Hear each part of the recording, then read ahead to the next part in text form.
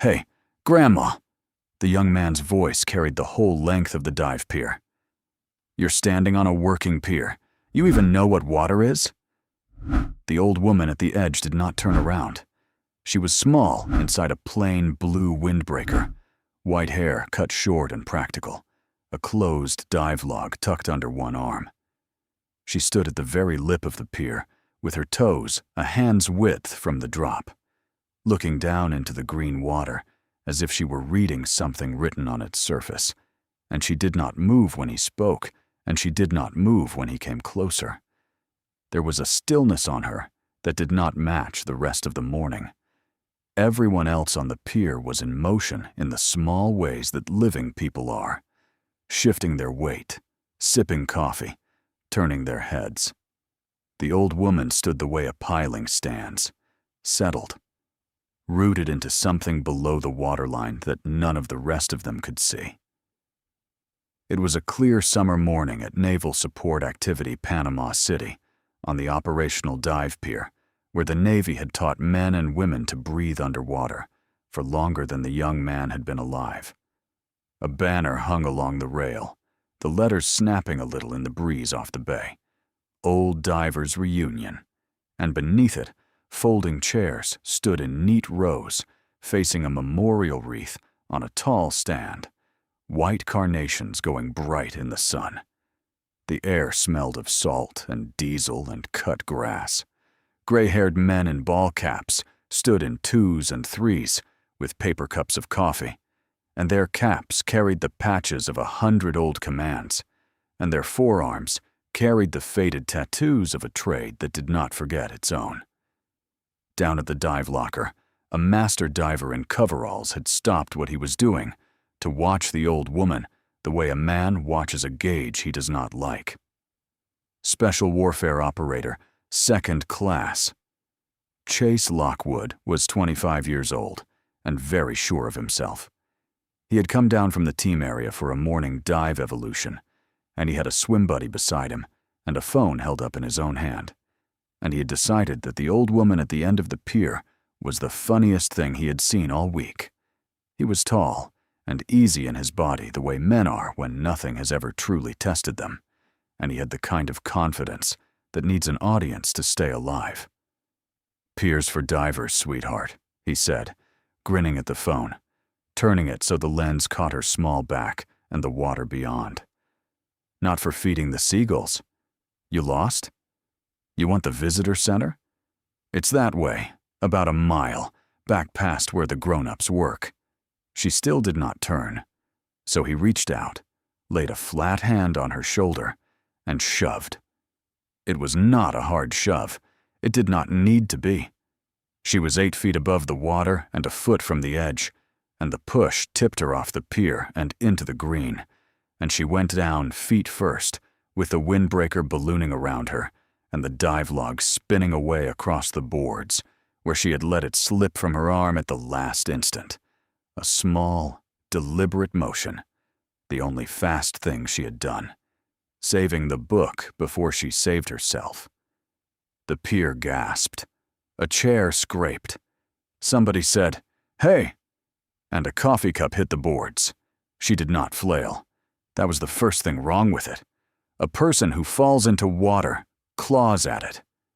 They thrash for the surface. They gasp. They slap the water flat with open hands and call it back like an enemy. The old woman did none of these things. She let herself go all the way under, settled into it, and then came up without a splash, rolled onto her side, and began to scull. Not a panicked dog paddle, a long, silent, economical combat side stroke, the top arm slicing flat and quiet. No white water, no wasted motion. The kind of stroke that moves a body across a black harbor without leaving a single sound for anyone standing on the shore to hear. She crossed to the dive ladder against the current, took it on the seaward side, the hard side, the side you take when the water is trying to set you somewhere and you have spent your whole life refusing to let it, and laid one flat hand on the rail. On the pier, the laughter died all by itself, the way a fire dies when the air is taken out of the room. Chase Lockwood was still grinning at the camera. He had not yet understood that the morning had already turned and was already, quietly, against him. She came up the ladder hand over hand, unhurried, and the water ran off her in sheets, and she paid it no mind. She did not gasp at the top. She did not haul herself over the lip and lie there. She came up the way a working diver comes up 1,000 times in a career, one rung settling into the next, and she sat on the edge of the pier with her feet still hanging over the green. And the first thing she did, before she touched her own soaked hair, before she looked at the man who had pushed her, was reach over, take up a loose length of pier line that had been left flaked badly on the boards, and coil it down into neat, clean figure eights without once looking at her hands. A diver's hands do that on their own. They tidy line the way a carpenter's hand squares a board. It is not a decision. It is a life, showing. The master diver reached her first. He had crossed the pier at a fast walk, and he crouched beside her, and his voice was low and careful. The voice you use on the flight deck when you do not want to startle something. "Ma'am, are you hurt?" "No." The old woman's voice was dry and even. She looked at the water, not at him. "Water's warmer than I keep it." Chase Lockwood had lost his audience, and he could feel it, the way you feel a current change before you can name it. The gray-haired men were not laughing. The crowd had gone the wrong kind of quiet. So he did what young men do when a joke dies in their hands. He told it louder. "She probably can't even tell you what a regulator is," he said to the phone, walking a slow circle. "Some old lady falls in. Now she's pretending to be a frogman. This is gold. Tell him, Bubbles. Tell him about all your dives." The old woman spoke without turning her head. "No decompression limit at 60 feet, on air, 1975 tables," she said. "Mild as weather. 60 minutes. You want the mixed gas schedule for 190 feet. I can give you that too. But you would have to write fast, and you do not look like a man who writes." A retired diver in the third row lifted his head like a dog catching a scent on the wind. The master diver said nothing, but his eyes moved over her the way a tradesman's eyes move over another tradesman's work. He had watched her go off the pier. He had watched her surface without thrashing. He had watched her pick the seaward rail of the ladder, the hard side. He had watched her hands coil line that was not hers to coil. He did not know her name yet. He knew her trade the way he knew his own face in the mirror, and his trade did not produce many people, and it remembered the ones it did.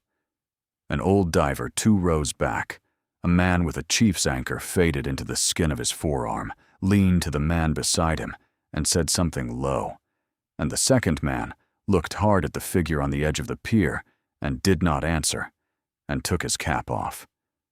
It went like that down the rows, a quiet contagion of recognition that had not yet found its name, but had found its bearing.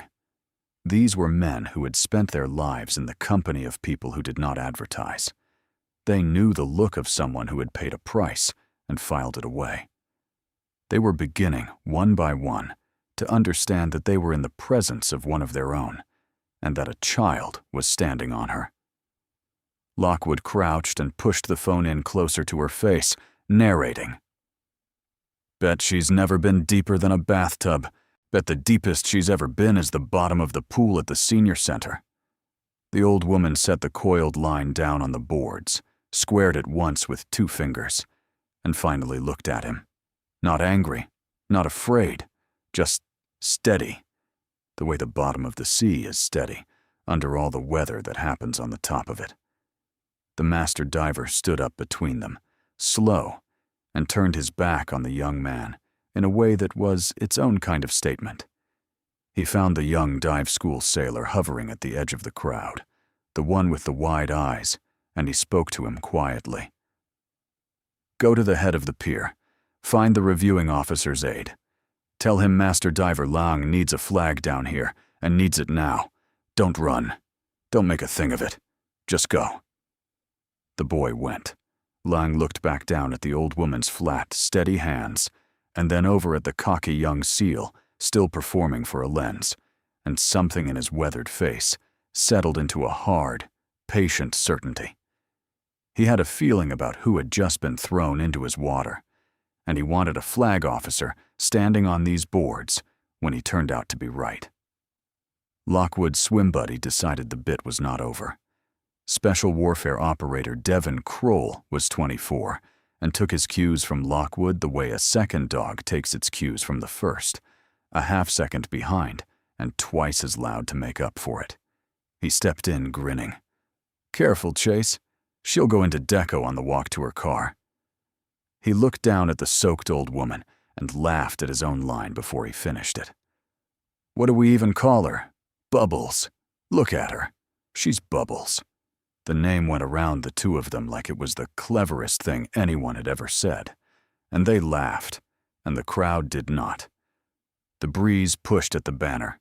Somewhere down the waterfront, a boatswain's pipe sounded, and nobody on the pier turned to it. The old woman folded the towel into a neat square when she was done with it, and set it on the boards beside her, corners squared, the way you stow a thing you might need to find again in the dark. Small habits. A whole life lived in small habits that the body refuses to give up, even when the work is 50 years behind it. Langa watched her square the towel and felt something tighten under his ribs. He had served with hard men and soft men, and men who talked and men who did not, and he had learned that the ones who had truly been to the bottom of the trade all shared this one thing: an economy, a refusal to waste a single motion, as if somewhere far down in their history there had been a morning when every motion counted, and the lesson had never washed out. Master Diver Lang held out a folded towel. The old woman took it and said, "Thank you, Master Diver," with a small, exact precision on the rank, the way you return a salute you were owed, and the precision made his jaw tighten because he understood it, and the two boys did not. She dried her hands first, her hands, then her face. The order of it was its own quiet sentence, and the old men in the front rows read it and stood a little straighter. The gray-haired men in reunion caps were standing now, most of them, drifting in toward the rail without quite deciding to. A few of them had the look of men doing long arithmetic in their heads. An old woman, a blue jacket, a dive log. This pier, of all the piers in the Navy. This day, of all the days. The arithmetic was not finished, but it had started, and the answer it was moving toward was making them take their caps off without knowing yet exactly why. Lockwood crowded in again, stepping between the old woman and the rows of chairs so that she would have to ask him to move, putting his body in the path of a 73-year-old, as if that were a thing a man could be proud of in front of a camera. "Where are you going, Bubbles?" he said. "The deep end? You want a refund on your dive? Pool's that way." She did not give ground. She did not flinch. She simply let him be loud, the way a piling lets a wave be loud. The wave climbed her and broke and ran back off into the bay, and she was exactly where she had been, dry-eyed, even breathing, a folded towel in her flat hands. An old diver near the front said it low, almost gentle, the way you warn a man away from a live wire. "Son, you want to stop now. I'm telling you for your own sake." Lockwood laughed. "Or what, Pops? You gonna deco on me, too?" The old man did not laugh back. He looked at the young seal for a moment, with an expression that had nothing of anger in it, and everything of pity. The particular pity of a man who has seen exactly where a road ends, watching someone stroll happily onto the front of it. Then he shook his head once and looked away, out at the water, and said nothing more, and his silence was louder than anything he could have said. A few of the other old men had drifted close enough now to form a loose half-circle behind the two young seals, not crowding, not threatening, simply present, the way a reef is present, and the two young men, eyes on the camera and the old woman, had not yet noticed the shape the morning had quietly taken around them. If you have ever watched the young forget what the old once paid, watched a boy in a clean uniform stand over someone who went down into the dark so that he would never have to, then stay on this pier with us and subscribe to the Veteran Vault, because in about 4 minutes, the water is going to hand this young man his own reflection, and he is not going to like the face in it. The old woman lifted her eyes once, not to Lockwood. Past him, out to the flat green water she had just come out of, and for 1 second, her face was the face of a person listening for a sound from very far down, a sound the rest of them could not hear, and she had never once stopped hearing. Then it was gone, folded away, and she was an old woman in a wet jacket again, patient on the edge of a pier, and Chase Lockwood was still talking, still narrating, still entirely unaware that he had walked out onto thin ice over deep water and was jumping on it for laughs. He reached down and took the dive log off her lap. He did it the way he did everything that morning, for the camera, holding it up over his head and fanning the warped, water-darkened pages so the lens could see them. "Let's see your dive quals, Bubbles. Come on, let's see 'em. You're a master diver, right? Big Navy Cross diver. Let's read the resume." He turned in a slow circle so the phone could get all of it.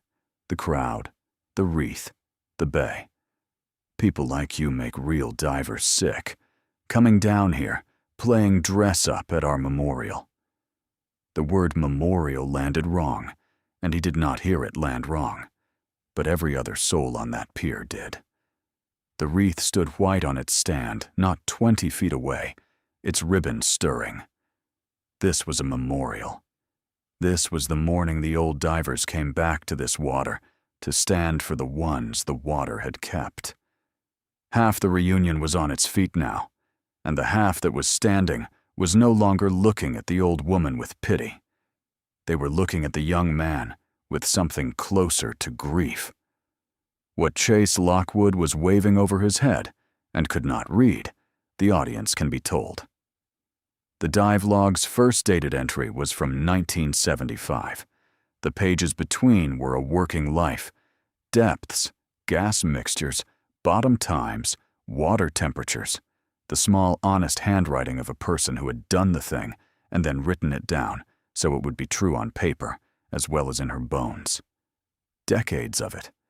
A hand that started young and firm and grew, page by page, older, and the last page was not a dive at all.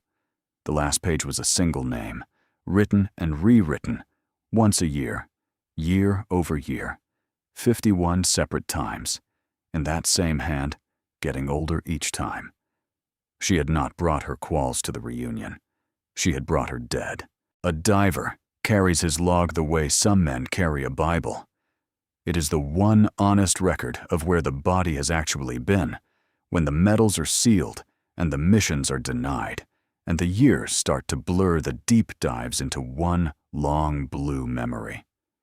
Every diver on that pier had a book like it at home in a drawer, and every one of them understood, watching the young man fan its pages to a camera, that he was not waving paper. He was waving a life. And the longer he waved it, the stiller the old men got, because there is a particular silence that comes over people who are watching. Something sacred be handled by someone who does not know it is sacred and cannot be told. "That entry you are pointing at," the old woman said quietly, not reaching for the book, her flat hands open and still on her knees. 210 feet. Surface supplied. Mixed gas. Bottom time 22 minutes. You do not have to squint at it. I know what it says. I was there the morning it became true, and I have not forgotten a single figure on that page in 51 years, because forgetting it would be a thing I am not willing to do. Lockwood grinned and held the log higher and turned it to the camera and read off the last page, loud, slow, savoring it, as if it were the punchline the whole bit had been building toward all along. "Roy Tibbets," he announced to the lens. "Who's Roy Tibbets, Bubbles? Huh? Your cat? Your husband? You write his name in a dive book like it's gonna bring him to dinner?" The old woman closed her eyes.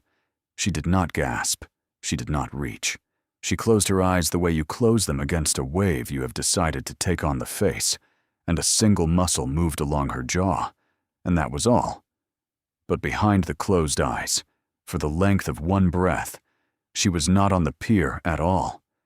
She was in the dark, in the silt, with a hand going slack in hers, and the name the boy had just thrown to a camera was the last warm thing she had ever held on to down there. He had no way of knowing that. That was the mercy she would have to find for him later. Right now she simply breathed and held the wave and let it break. And behind Lockwood, Master Diver Curtis Lang had gone absolutely, terribly still, stiller than the old woman, still as the wreath, the stillness of a man who has just understood exactly what is being mocked and exactly what it cost. His hand moved to the radio on his hip. He keyed it, and he said one short sentence to the head of the pier in a voice nobody nearby could quite catch, 4 or 5 words, and whatever they were, at the far end of the pier, a knot of people in pressed uniforms turned around all at once and began to move. Lang crossed the last 2 steps and took the dive log out of Lockwood's hand. He did not snatch it. He did not make a show of it. He simply closed one weathered fist around it in a way that did not invite an argument, and lifted it free of the young man's fingers, and squared the warped pages against his chest, and then he turned and gave it back to the old woman closed, with both hands, the way you hand someone a folded flag at a graveside. She took it the same way. Neither of them said anything. The exchange had the weight of a thing rehearsed across 2 lifetimes that had never met until this morning.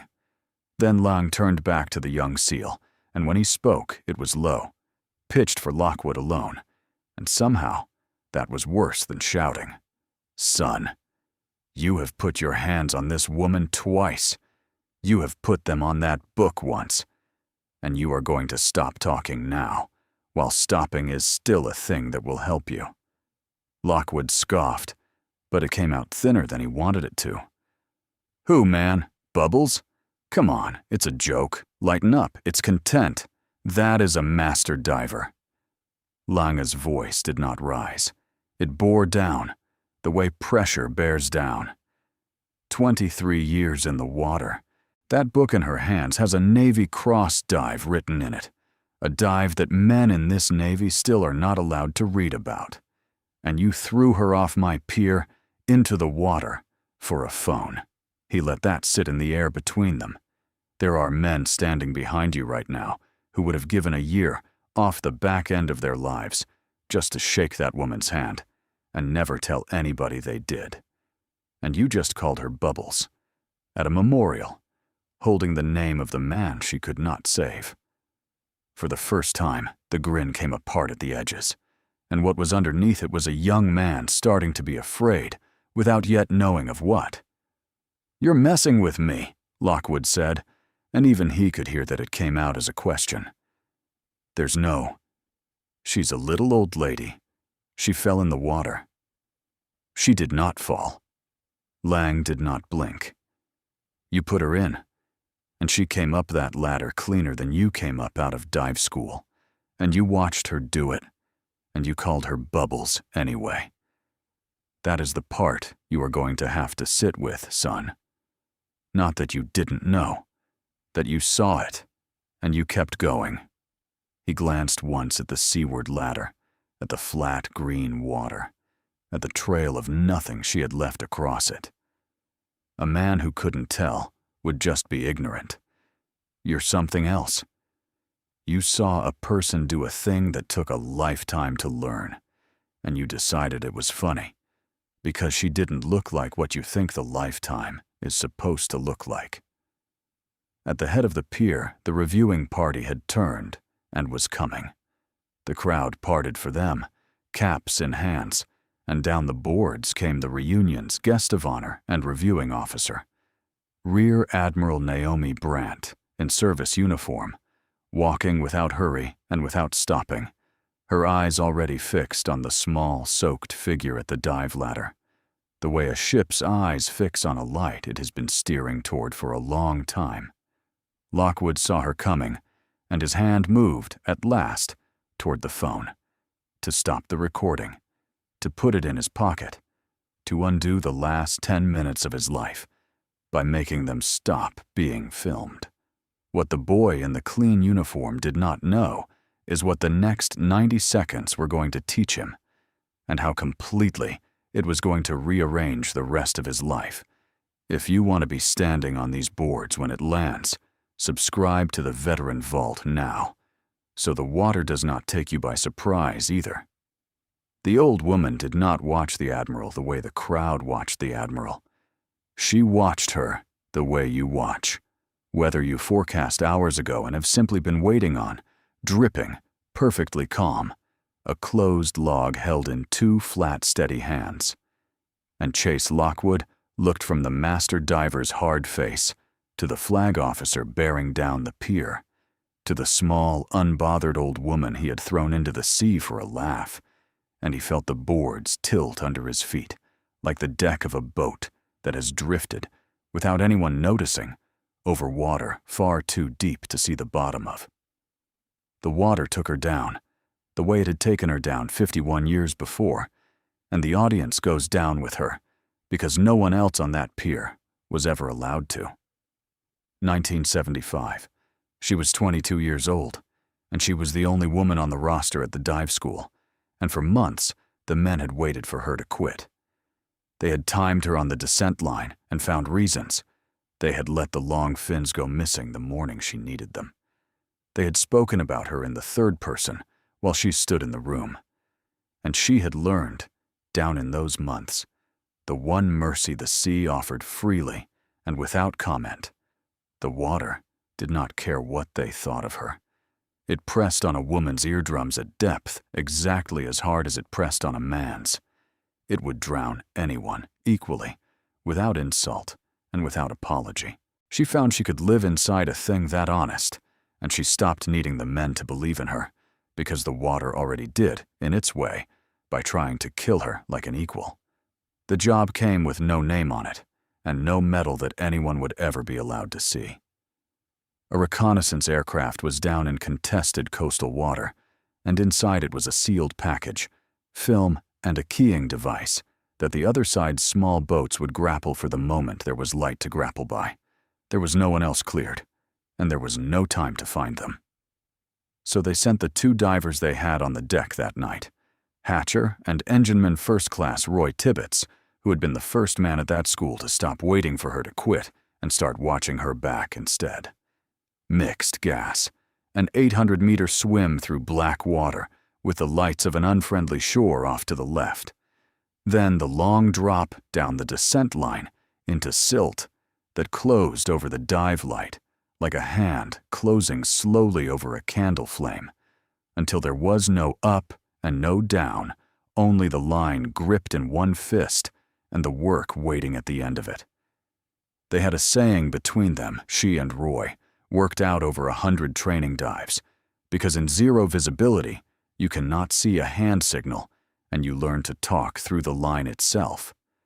2 squeezes meant I'm here. 3 meant come to me. 1 long pull meant trouble. They had practiced it until it was a language under the language, until they could find each other in black water by feel alone. 2 people who had agreed to be each other's eyes when the sea took the light away. It was the closest thing to trust she had ever been allowed, and it had cost the Navy nothing to give her, and it was the only thing the men at the school had never been able to take. They found the aircraft by feel. They found the package, and in the blackout silt, working the recovery, Roy Tibbets swam into a curtain of loose aircraft cable, and it took him the way a current takes you, slowly, and then all at once. The more he worked against it, the worse it set, wrapping, cinching, finding the gaps. She came back along the line and got both her hands into it, and could not find the end of it in the dark. She could not cut it faster than it wound. She could not lift him, could not raise herself enough to make her strength matter, could not do the one thing 22 years and every hour of that brutal school had been for. So she did the only thing left. She found his hand in the black water, and she held it. Held it the way you hold a line you already know in your gut has parted, so that Roy Tibbets would not be alone in the last of it. Because that was the one thing she still had the power to give him, and she gave it. And in the dark, she felt his hand answer hers. 2 squeezes. Faint.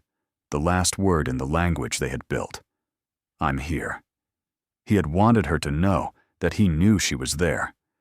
Then the 2 squeezes did not come again, and the hand was only a hand, and the water closed the last of the distance between the living and the dead the way it always does, without a sound. Then she went back down into the outflow, alone, and she finished the job, because the job was why men had died, and the job was not finished. She brought the package up on the very last of her air, into a world that classified the dive, sealed the citation, and never once said her name out loud. They gave her a call sign after, for going back down into that current by herself in the dark. They called her Riptide. And from that morning to this one, she had carried Roy Tibbets up out of the water and up every pier she had ever walked, in a log, in her own slowly aging hand, 51 times, while a boy with a phone read his name off the page, as if it were the joke at the end of a bit. The Admiral was 20 feet away now, and Chase Lockwood, who had never in his life learned to read water, made the last bad decision of his morning. He decided to get out in front of it. He had felt the pier turn against him, and instead of standing still in it, the way the old woman would have, he reached for control the only way he knew. He put on the voice of a man in charge, and he reached down and took the old woman by the arm above the elbow, a hand on her a 3rd time, and started to lift her, announcing it for the record, for the phone, for the Admiral who was almost on top of them. All right, let's get the civilian off the working pier, okay? Up we go, ma'am. This is a restricted area. For one instant, her flat hand turned. It was nothing anyone could have filmed. Her wrist rolled a few degrees, no more, and the grip he had on her arm became, very quietly, a grip that she controlled, his fingers suddenly not holding but held, the joint of his thumb a half second and a 1/4 inch from a lesson he would have felt for a week, every ounce of leverage on that pier, resting all at once in the hand of a 73-year-old woman who had once dragged a grown man's dead weight through 800 meters of black water. The young man felt it. He could not have said what he felt. Something in the architecture of his own hand told him, below the level of words, that he had taken hold of a structural member of the earth, and that it had, for 1 second, taken hold of him back. And then she let it go. She let him keep his hand on her arm. She let the indignity happen one more time, because she had decided, 51 years ago, down in the silt, with Roy's hand going slack in hers, that she would never become the thing the water had tried to make of her that night. She had spent the entire rest of her life forgiving boys who had never been tested, because the water had tested her enough for the both of them, and she did not see why a child should pay for never having been asked to go down into the dark. It would have been so easy. That was the thing none of them watching could have understood, how small the distance was in her between the calm and the other thing. She had been trained to a standard the Navy had since softened, in an era that did not waste its patience on people it expected to quit, and that training did not leave a body when the body got old. It only went quiet. It waited under the stillness like a keel waits under a hull, invisible and load-bearing. She could have taught the young man a lesson he would have carried in the joint of his thumb for a month, and no court on earth would have called it more than an old woman losing her balance. She felt the shape of it, fully, the way you feel the shape of a thing you have decided not to do. And she set it down. She set it down the way she had set down 1,000 harder things, because a person is not the worst thing they are capable of. And she had decided that a long time ago, in the dark, with a dead man's hand in hers and a job still to finish. Master Diver Lange's hand closed over Lockwood's wrist from the other side. "Let go of her arm," he said. "Now." There was a beat, the smallest beat, where Lockwood might have argued, where the morning could still have gone a worse way, and the old woman ended it without raising her voice. "Let go of me, son," she said, quietly, almost kindly, "before someone who loves you has to watch what happens next." She was not looking at Lange when she said it. She was looking at the young man, and there was no threat in her face at all, only a kind of weary tenderness, and that was somehow the most frightening thing he had heard all morning, because it was the voice of someone who knew precisely what came next, and had simply decided, again, not to be the one to bring it. Kroll lowered the phone at last.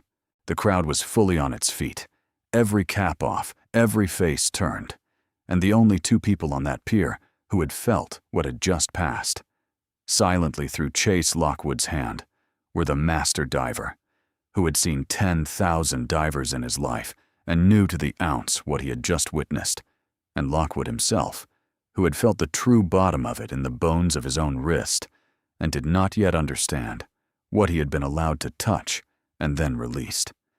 The Admiral stopped walking.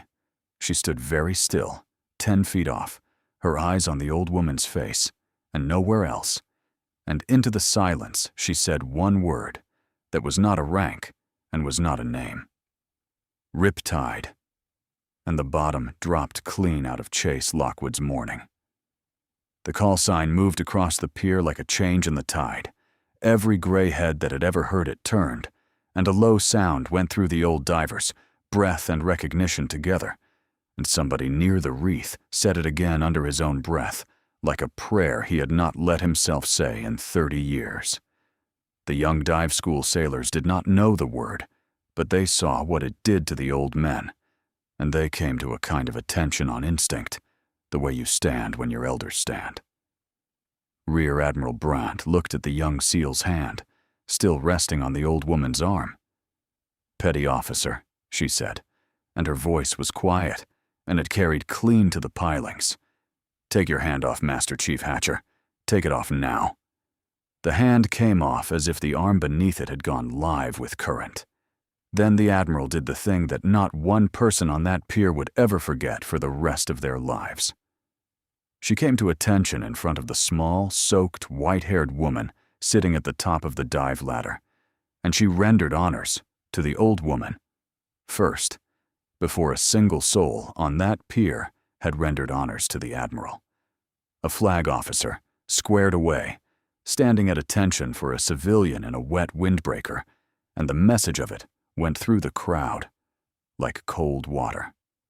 "I wear this rank," Brandt said, not to Lockwood, but loud enough that he would have to carry every word of it the rest of his life, because women like this one went down into water that was built to kill them at a time when this Navy did not believe a woman could, and they came back up anyway. There is no version of my career that exists without hers. I would not be standing on this pier. None of you young ones would have a school to be proud of. She let her eyes move once across the reunion, the caps, the wreath, the bay. Master Chief Maureen Hatcher, call sign Riptide, 1975.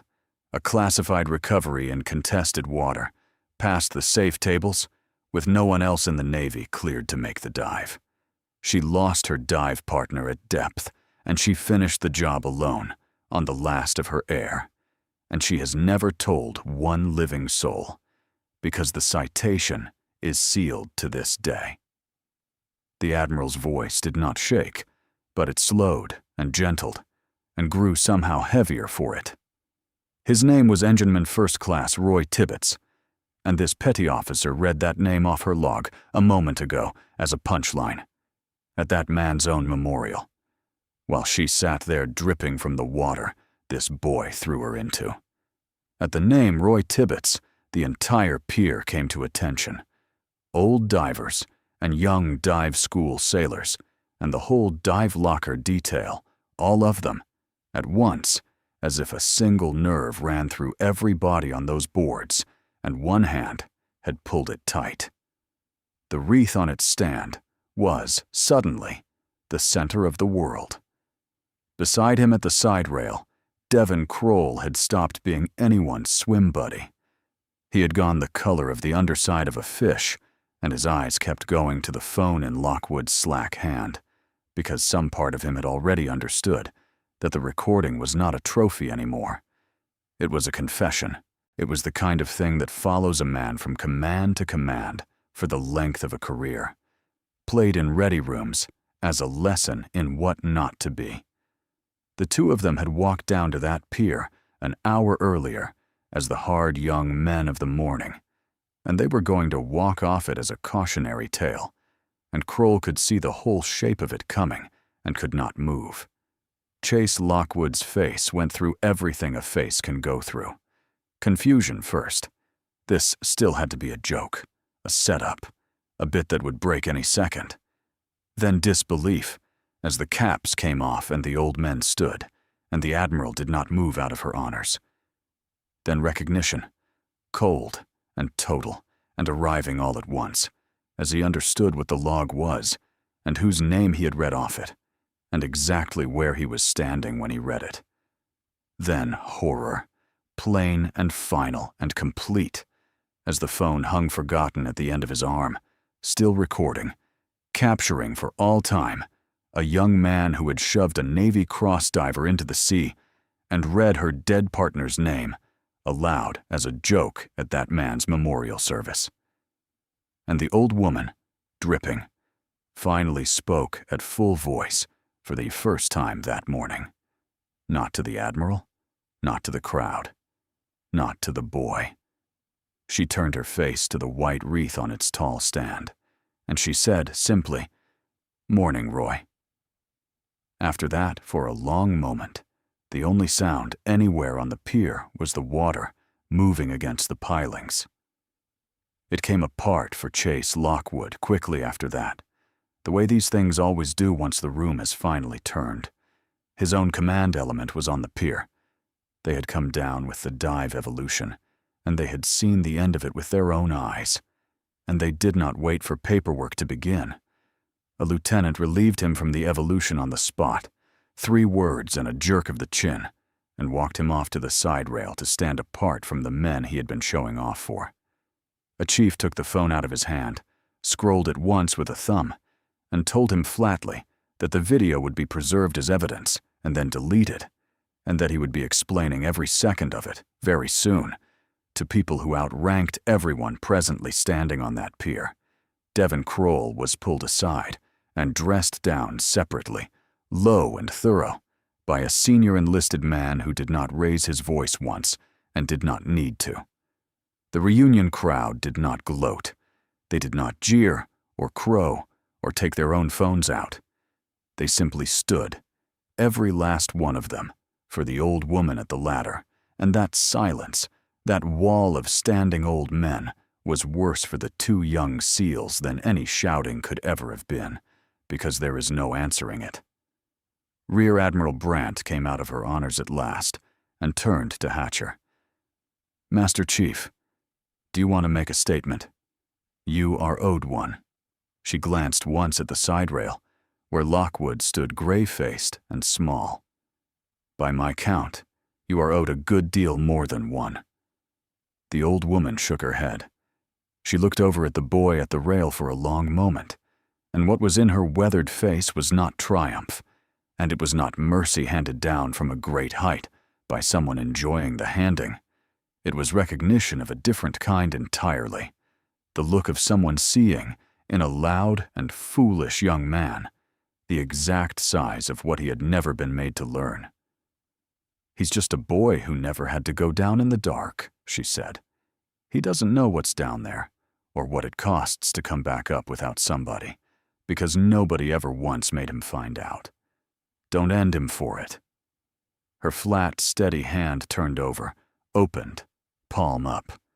Teach him. That is all the Navy ever did for me. Nobody handed me anything. They taught me, and some of it nearly killed me. And here I am. Do that for him. Don't throw him away. We are not a service that throws people in the water. If you have ever watched a quiet person be underestimated, and then watched them choose grace at the exact moment they had earned every right to choose ruin, carry this story to someone who needs to hear it today, and subscribe to the Veteran Vault so that the next forgotten legend gets found before the water takes them too. She took the dive log to the memorial stand herself, refusing a hand up, rising on her own. She opened the book to the last page, and a chief stepped forward and produced a pen without being asked, and she signed beneath Roy Tibbets's name, the way she had signed beneath it every single year for 51 years. The same name, in the same hand, the hand a little older every time. Master Diver Long came and stood honor guard at her shoulder, without being told to, and without saying a word, because there was nothing that needed saying between two people who both knew, in their bones, what the water was and what it kept. Then she let the young seal, quiet now, hollowed out and finally reachable, walking like a man who had just been shown the true bottom of himself, walk her back up the long pier, the closed log held between them like a thing they were now both responsible for. He had learned, at last, the only lesson the water ever really teaches, the lesson it had taught her in the silt 51 years before, that it does not care in the slightest who you think you are, and neither, in the end, does the truth. The old woman and the boy reached the head of the pier, the green water lying flat and bright behind them, the white wreath standing in the sun, and she lifted her flat, steady hand and rested it once on his shoulder, the same hand that had finished a job alone in the dark in 1975. And she forgave him the only way that a diver ever truly knows how, which is to reach down for someone who is going under and bring them up. Some warriors fade quietly into the years, but the valor never leaves them. Honor the ones who carry it in silence. Thank you for staying and watching. Subscribe to the Veteran Vault for more.